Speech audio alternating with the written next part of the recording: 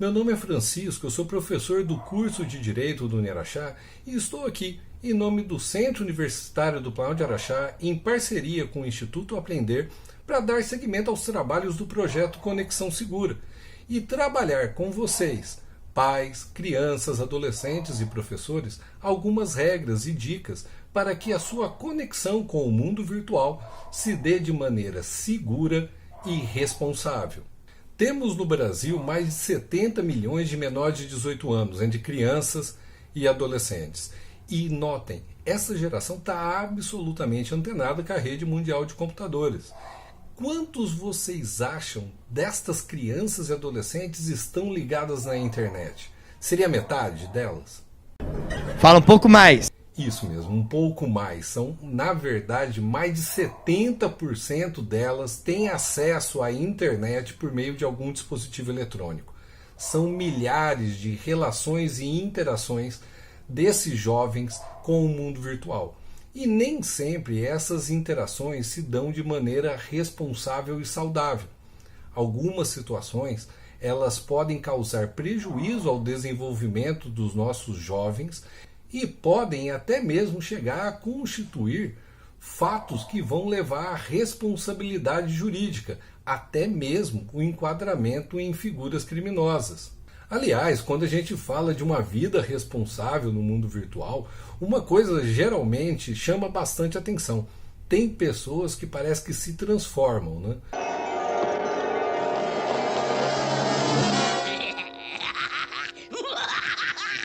No mundo real, ela é prudente, ela não dá trela para estranho, né? Ela é desconfiada, ela toma precauções para sua segurança, mas quando ela entra na internet, aí ela se torna absolutamente irresponsável, dá confiança para qualquer pessoa, coloca os seus dados pessoais e íntimos para quem quiser ver e muitas vezes se torna, na verdade, um bully, tendo comportamento agressivo, falando e fazendo coisas que não teria coragem de fazer frente a frente, face a face com outra pessoa.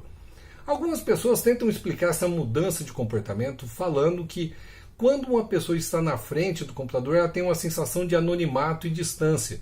Ela acredita que ninguém vai descobrir quem que ela é, que através da telinha teria impunidade. Isso não é verdade, viu, pessoal?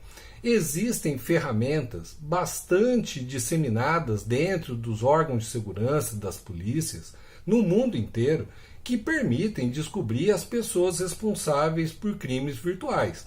Claro, conforme a pessoa seja um criminoso mais ou menos inteligente ou versado nas coisas de internet, vai ter uma dificuldade maior. Mas é extremamente difícil o anonimato e podem ser sim responsabilizados por aqueles delitos que eles eventualmente praticam no mundo virtual. Outra coisa interessante quando a gente fala de crime na internet é que a maior parte das pessoas pensa naquela figura do hacker, né, escondido ali num quarto escuro, somente iluminado pela tela do computador, que vai entrar e invadir as suas senhas, né, quebrar suas senhas do computador, invadir ali o seu dispositivo eletrônico e roubar seus dados. Mas a verdade é que os hackers, na maior parte, na esmagadora maioria das situações, eles se aproveitam de facilidades e vulnerabilidades que são criadas pelo comportamento irresponsável e imprudente dos usuários da internet. Quer ver só alguns exemplos? Primeiro, compartilhamento de informações pessoais e íntimas nas redes sociais. Veja só um exemplo. Se você coloca na rede social que você está viajando, um bandido ele pode, através das suas redes sociais, perceber que sua casa está vazia e assim ter facilitada a prática do furto. Um estelionatário ele pode coletar informações pessoais nas redes sociais e assim ganhar a sua confiança e te aplicar um golpe. Por isso nós temos que ser bastante cuidadosos com aquilo que nós colocamos na internet. Outro comportamento de risco que muita gente pratica é utilizar senha fraca. Tem gente que coloca 1, 2, 3, 4, 5, 6 e veja só, é a primeira coisa que os hackers vão tentar para invadir seu dispositivo eletrônico. Não adianta também você colocar data de aniversário, viu? O pessoal que está mal intencionado e pretende invadir o seu computador, ele muitas vezes vai fazer uma pesquisa relativamente simples na internet, vai encontrar a data do seu aniversário, ou a data do aniversário da sua esposa, ou a data de aniversário dos seus filhos e vai jogar lá. É a primeira coisa que eles tentam. Por isso, tente construir senhas fortes, senhas que misturam números, letras maiúsculas, letras minúsculas e em alguns casos até alguns sinais que são admitidos. Tá? Faça senha forte. Quanto mais forte for a sua senha, maior é a sua segurança contra invasão de dispositivos eletrônicos. Outra coisa muito importante é que nós devemos ser muito cuidadosos com aquilo que nós baixamos da internet para os nossos computadores. Muitas pessoas elas se tornam vulneráveis através desse comportamento a instalar dentro do seu dispositivo um malware. O que é um malware? Malware é um aplicativo malicioso. Vírus, worms, cavalos de Troia. E esses dispositivos, eles vão capturar dados, vão dar acesso ao seu computador, tornando você presa fácil de criminosos virtuais. Um outro comportamento muito arriscado que está causando bastante sofrimento mundo afora, inclusive no Brasil, é o compartilhamento indevido de fotos e gravações íntimas. Bem, acontece que muitas vezes a internet está revolucionando aí os hábitos de intimidade sexual. As pessoas estão invadindo aí os dispositivos eletrônicos e encontrando, gravações de pessoas em momento de bastante intimidade. Em outras situações é ainda pior, porque manda-se um vídeo, uma foto íntima para um parceiro ou uma parceira e esse sujeito, traindo a confiança, coloca na internet. Isso é tão grave que o direito penal inclusive criou uma figura criminosa, a pornografia de vingança, que tem uma pena bastante elevada. Se essas fotos elas tratam de situações envolvendo crianças ou adolescentes, aí é ainda pior, porque nós estamos falando de pornografia infantil. Olha, dá para responsabilizar a pessoa que pratica esse crime? Claro, existem vários exemplos de pessoas que receberam penas muito graves, muito severas em razão da prática desses terríveis crimes.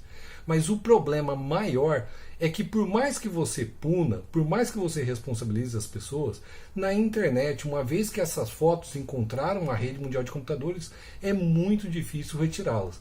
Por isso, nós devemos ser extremamente cautelosos com o compartilhamento de fotos e vídeos que tratam da nossa intimidade. Uma vez que a gente esclareceu quais são os comportamentos de risco, vamos agora falar sobre algumas questões, ações bastante simples que você pode fazer para se precaver e ter uma vida virtual mais segura. Primeira coisa, senhas fortes. Pegue uma senha de computador, pense, misture números, misture letras maiúsculas e minúsculas, não utilize sequências de número, não utilize datas de aniversário. Senhas seguras é o primeiro procedimento que você tem que fazer para garantir a sua segurança. A segunda coisa é tenha cuidado com aquilo que você baixa na internet. E mais, tenha sempre um antivírus atualizado funcionando na sua máquina.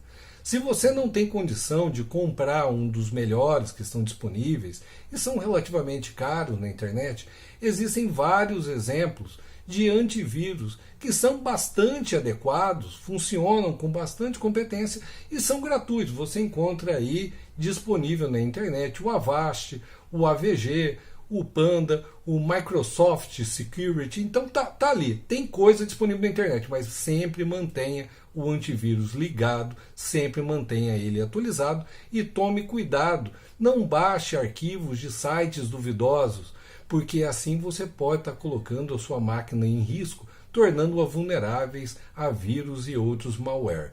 Por fim, seja mais cauteloso na hora de compartilhar informações pessoais e íntimas.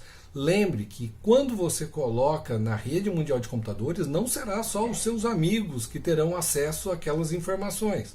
Ela está disponibilizada para todo mundo. Então, seja cuidadoso. Um dos principais dilemas que eu como pai estou vivenciando e que deve ser comum à maioria dos pais e responsáveis legais do Brasil é como apresentar a internet de forma segura e responsável para os meus filhos. Porque se de um lado nós não podemos deixar de perceber que a internet é um oceano de informações absolutamente indispensável para a vida moderna. Por outro lado, nós não podemos esquecer que nas profundezas desse oceano nós temos algumas áreas bastante sombrias. Por isso, nós pais devemos tomar algumas cautelas, porque as crianças e adolescentes, por mais que elas gostem de pensar, já saber de tudo, muitas vezes, em razão até da pequena idade e daqueles hormônios que borbulham quando eles chegam lá nos 12, 13, 14 anos, eles tomam alguns comportamentos imprudentes. Por isso, nós devemos ser cautelosos por eles. Então aqui vai algumas dicas de como tornar a navegação de nossos filhos mais segura. Primeiro, principalmente no que diz respeito a crianças, quando elas são apresentadas à internet. Instale nos seus dispositivos eletrônicos, seja computador, seja celular, aplicativos de controle parental. Esses aplicativos, eles permitem, pelo menos os melhores, relatórios sobre a atividade da criança no mundo da internet, saber que páginas ele está frequentando no mundo virtual e, inclusive, bloquear determinados conteúdos ou páginas que sejam inadequadas para a idade dela. Dentre os aplicativos de controle parental, existem vários ótimos e que são gratuitos. Nós temos, exemplo, o Custódio, o FamiSafe e também o Find My Kids. Esse último que eu estou falando, ele é até interessante porque, se instalado no celular, ele permite a geolocalização da criança, ou seja, você vai saber onde ela se encontra a qualquer momento do dia. Mas, como eu disse, a questão do controle parental ela se aplica principalmente a crianças. Com adolescentes, a questão é outra, muito mais complicada. O adolescente é um ser em emancipação. Ele quer liberdade. É como um pássaro que quer abrir as suas asas e sair logo do ninho. Nós, pais, não podemos cortar as asas dos adolescentes, mas, por outro lado, nós devemos demonstrar para ele que liberdade e responsabilidade devem andar lado a lado. Para isso, as ferramentas de controle parental talvez não sejam a melhor estratégia. Uma conversa franca, atenciosa, com a criança e com o adolescente pode ser o melhor caminho. Uma conversa franca com o adolescente é provavelmente a melhor estratégia para lançar as bases de uma relação de confiança e a estrutura necessária para uma atuação responsável na internet. Esclareça a ele sobre os riscos de um comportamento desregrado na rede mundial de computadores.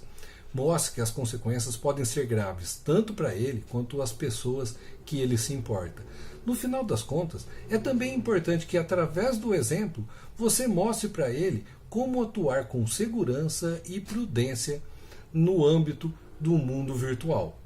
Mas vejam só, mesmo com toda a conversa e com o aplicativo de controle parental, nada dispensa que você preste bastante atenção no comportamento do seu filho e perceba determinadas mudanças que podem ser alertas de que ele está sofrendo bullying, que ele está sendo ameaçado pela internet ou está realizando comportamentos de risco. Se você entra, por exemplo, no quarto dele e ele esconde a tela, fecha o computador, bem, isso pode ser um indicativo que ele está fazendo algo que não deve. Nisso, não perca a calma. Converse com ele. Estabeleça aquela relação de confiança que nós já estamos falando, para que assim você, com bastante franqueza, possa entender o que ele está vivendo e recomendar, dentro das possibilidades, formas adequadas para resolver o problema. Não só os pais, mas a escola e os professores também têm que tomar cautelas para que a introdução da criança na internet se dê sem maiores problemas. Para isso, estratégias adequadas, que os alunos sejam apresentados a conteúdos que foram revisados e devidamente aprovados, que sejam adequados à faixa etária, isso é algo de extrema importância. Aliás, os computadores da escola devem ter controle parental para bloquear o acesso a sites de conteúdo inapropriado para crianças e adolescentes. Mas talvez o maior problema que a escola está enfrentando em questões relacionadas ao mundo virtual seja o cyberbullying. Se o bullying já é problemático no mundo real, o cyberbullying, por acontecer no mundo virtual, ele não é menos grave. Nós temos uma lei aqui no Brasil que trata sobre isso. A Lei 13.185/2015, ela explica direitinho o que é cyberbullying e deixa claro que é dever da escola tomar providências para prevenir e mitigar essa prática que pode causar severos prejuízos ao desenvolvimento da criança ou adolescente, em alguns casos extremos, chegando até a produzir o suicídio. Mas você pode estar se perguntando, a escola é responsável mesmo que o cyberbullying aconteça por através de acessos a dispositivos eletrônicos que não são de responsabilidade ou propriedade da escola? A resposta é sim. Se um aluno é vítima do cyberbullying por outros de seus colegas de sala, a escola tem o dever de tratar esse assunto com a gravidade que ele merece. E como que fica então a responsabilidade do cyberbullying, para a gente fazer um resumo? Veja só, a criança e o adolescente ela deve ser esclarecida que, apesar de não responder criminalmente, o Estatuto da Criança e do Adolescente determina que algumas medidas socioeducativas podem ser impostas e, dependendo da gravidade e da reiteração do comportamento inadequado, podem até levar à internação do menor por um período de até 3 anos.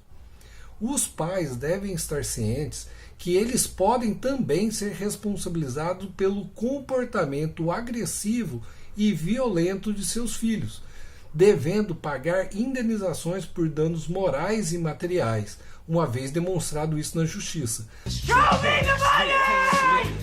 A mesma situação se aplica à escola. Aliás, nós temos precedentes de indenizações que são pagas por pais e que são pagas pelas escolas que são omissas ou contribuem para ambientes tóxicos nos quais o cyberbullying e o bullying é realizado.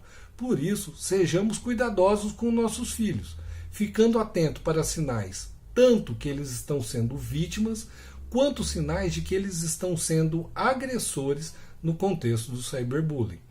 E assim, nós vamos terminando o nosso vídeo por aqui. Acredito até que nós já nos estendemos por muito tempo, mas a conversa é de um tema muito interessante e que rende muito pano para manga. De forma geral, o resumo que eu gostaria que todos guardassem dessas pequenas digressões que nós fizemos é: sejamos responsáveis, sejamos cautelosos com nossa vida virtual. Um abraço e até a próxima.